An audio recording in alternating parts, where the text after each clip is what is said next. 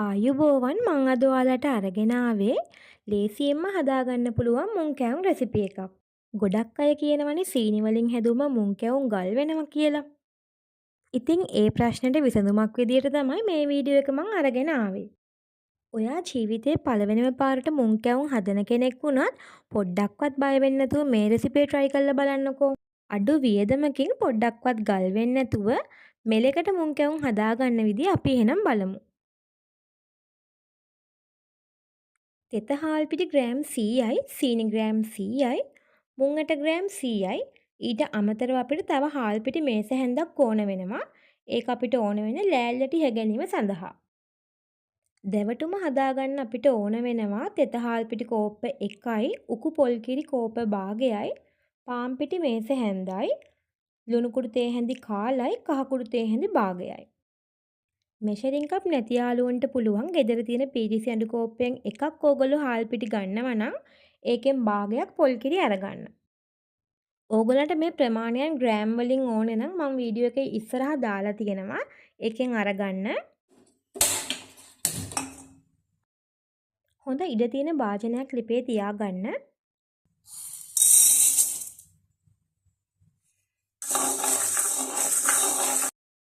දැන් අඩුම ගින්දරේ මුං ඇට ටික රන්වන් පාට වෙනකම් බැද ගන්න ඕනේ. විනාඩි 10ක් විතර ඇද්දි ඔයාලට මේ ටික බැද ගන්න පුළුවන්. කොයි වෙලාවකවත් ගින්දර වැඩි කරගන්න එපා. එහෙම වුණොත් ඉක්මනට මුං ඇට ටික කර වෙලා මැද්දේ අමු ගතියක් එන්න පුළුවන්. මෙන්න මේ වගේ පාටට එනකොට ඔයගොල්ලෝ ලිප ඕෆ් කරගන්න.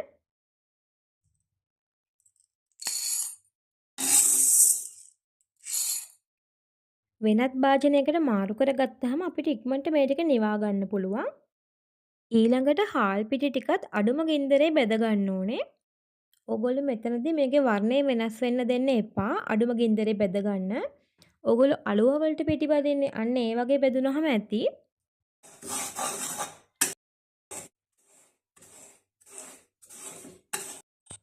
වැලි වගේ සිනිඳුවට පිටි ටික අතට අහු වෙනකොට ඔයගොල්ලෝ ලිප ඕෆ් කරගන්න. මම දැන් අයින් කරගත්ත පිටි මේසෙ හැන්දත් බෙද ගන්නවා. මේක නම් ගොඩක් වෙලා බෙදෙන්න අවශ්‍ය නැහැ. විනාඩි 2ක් වගේ බෙදුනහම ඇති.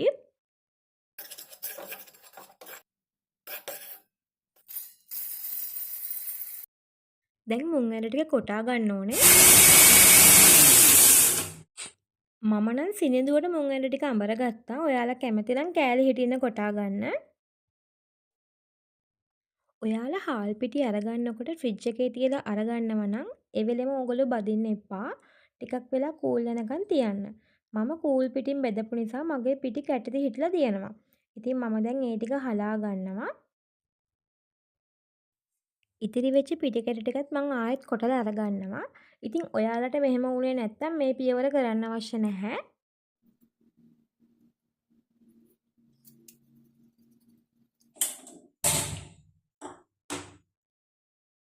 හොඳට රත් වෙච්ච තාච්චියට සීනියගෙන් මේස හැන්දක් විතර දාලා හොඳට කැරමල් කරගන්න.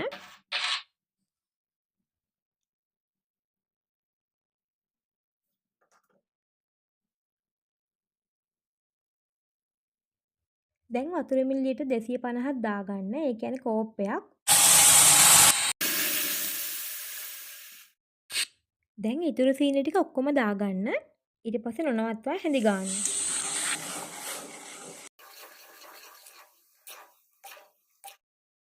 දැන් ලුණු තේ හැඳි 8න් එකක් දාගන්න. දැන් අපි පදම බලමු. මේ වගේ පිටිසිඳු භාජනයකට පැන චුට්ටක් දාලා බලන්න. ඕගලන්ට පේනවා මේකේ පැන ටික විසිරීලා ගියා. ඒ කියන්නේ තාම පදම මදි. තව විනාඩි කිහිපයක් හැඳි ගාමින්ම ඉන්න. මේ තියෙන විනාඩි 3කට පස්සේ මේ බලන්න මේ භාජනයේ පැන ටික හොඳට පතුලේ පේනවා. ඒ කියන්නේ දැන් පදම හරි කියන එක. මීට වැඩි ඕගොල්ලෝ තියන්න එපා ලිපේ.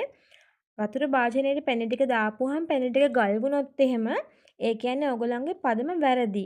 එහෙම වුණාම තමයි මුං කැවුම් එක ගල් වෙන්නේ. දැන් මම මේ විදිහට පැන ටිකක් අයින් කරගන්නවා. පැණි මේස හැන්දක් විතර. මෙහෙම පැණි අයින් කරගන්නකින් අපිට හරියටම පදමට අනා ගන්න පුළුවන්. දැන් මං ලිප ඕෆ් කරගෙන තමයි පිටි ටික කලවම් කරගන්නේ. මං දැන් මුලින්ම මුං ඇට පිටි ටික කලවම් කරගන්නවා.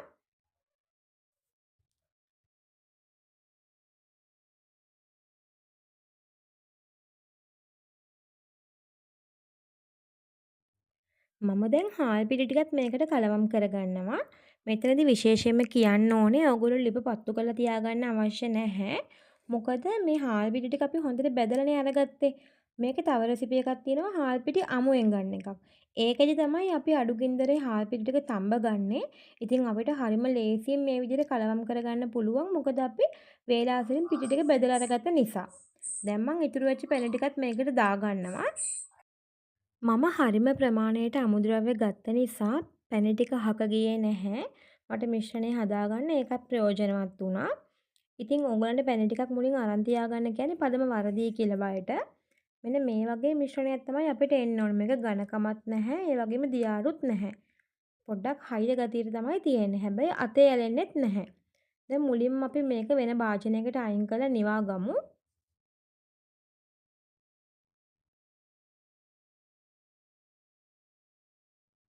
ඉතින් පොඩ්ඩක්වත් තාච්චියේ අඩිය අල්ලලා නැහැ කියලා ඔයගලන්ට පේනවා ඇති.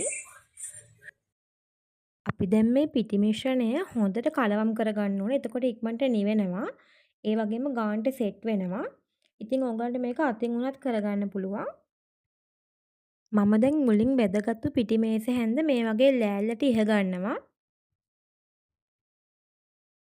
අපි දැන් පිටි මිශ්‍රණය ලෑල්ල උඩට දාලා හොඳට තුනී කරගන්න ඕනේ.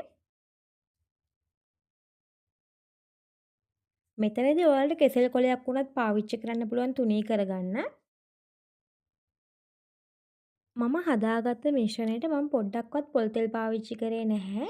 අඩුම ගානේ මේ තුනී කරන ලෑල්ලටවත් මම පොල් තෙල් බිඳුවක්වත් ගෑවේ නැහැ. ඒ වුණාට ඔයගලන්ට පේනවා ඇති මේක හොඳට හසුරව ගන්න පුළුවන්. ඒ වගේම තමයි කෑලිත් ගානට වෙන් කරගන්න පුළුවන්. ඉතින් පොල් තෙල් පොඩ්ඩක්වත් අවශ්‍ය වෙන්නේ නැහැ. හරිම පදමට ඔයගොල්ලෝ මිශ්‍රණය හදාගත්තොත්.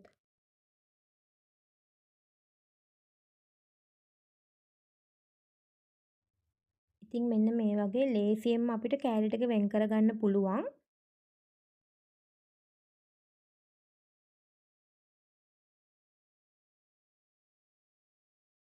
ඔයගොල්ලෝ මේක තුනේ කරගන්නකොට ගොඩාක් හීනි කරගන්න එපා. තරමක් මහතට තියාගන්න. එතකොට ඔයගලන්ට ලස්සනට කෑලි ටික බෙද ගන්න පුළුවන්.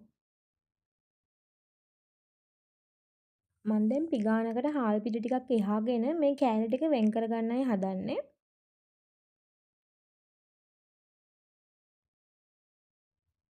ගොඩාක් ලේසියෙන් අපිට වෙන් කරගන්න පුළුවන් වුණා කෑලි ටික.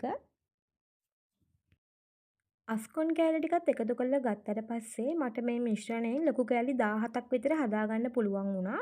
ඉතින් ඔයගොල්ලෝ පොඩි කෑලි හදනවා නම් 20ක් විතර පුළුවන් වෙයි.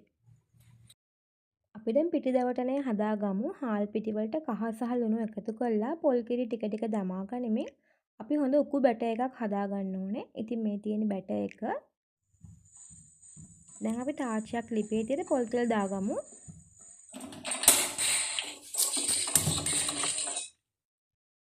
පොල් තෙල් ටික රත් වෙලාද කියලා බලන්න පොඩි පිටි කෑල්ලක් දාලා බලන්න. පිටි කෑල්ල පිපිගෙන උඩට එනවා නම් ඒ කියන්නේ තෙල් ටික රත් වෙලා. ගින්දර මධ්‍යම ප්‍රමාණයට තියාගන්න. අපි දැන් කෑල්ලෙන් කෑල්ල මේ විදිහට හොඳට පිටි දෙවටුමේ දවට ගන්න ඕනේ. ඊට පස්සේ හිමීට පරිස්සමෙන් තෙල් තාච්චියට දාගන්න.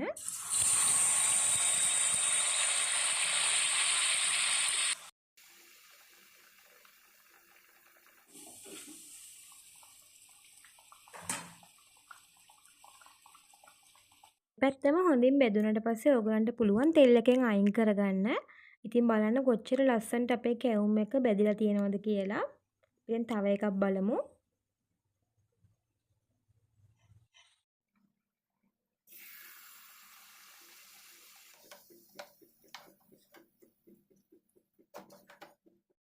ඔගොල්ලෝ අනිවාර්යයෙන්ම තෙල් එකේ තියෙන මේ වගේ පොඩි පොඩි පිටි කෑලි අයින් කරගන්න. නැත්නම් ඒවා ගිහිල්ලා මුං කැවුම් වල ඇලෙනවා. ඉතින් මේ තියෙන්නේ මං හදාගත්ත මුං කැවුම් ටික. මේ බලන්නකො මේක කොච්චර සොෆ්ට් එකට තියෙනවද කියලා. සීනි වලින් හැදුවා කියලා හිතා ගන්නවත් බෑ. පැණි වලින් හැදුවා වගේම ගොඩාක් මෙලකට තියෙනවා. මේ වගේ වටිනා වීඩියෝ දිගටම බලන්න ඕනේ නම් මාව subscribe කරලා තියාගන්න කියලා ආදරයෙන් ඉල්ලනවා. මේ පාර අවුරුද්දට මුං කැවුම් හදන්න ගොඩාක් ආසාවෙන් ඉන්න. හැබැයි තාම මුං කැවුම් හදන්න දන්නේ නැති ඔයගොල්ලන්ගේ යාළුවෝ නෑදෑයෝ ඕන තරම් ඉන්නවා ඇති. ඉතින් ඒගොල්ලන්ට දැනගන්න මේ දැනුම බෙදා ගන්න මේ වීඩියෝ එක ෂෙයා කරන්න කියලා මම ඔයාලගෙන් ආදරයෙන් ඉල්ලනවා. මුං කැවුම් හදන්න දන්නේ නැති හැමෝටම මේ පාර හරියටම මුං කැවුම් ටික හදාගෙන පවුලේ අයත් එක්ක ආදරෙන් අවුරුදු සමරන්න ලැබේවා කියලා මම ප්‍රාර්ථනා කරනවා. ඔයාලා හැමෝටම ගොඩාක් ස්තුතියි.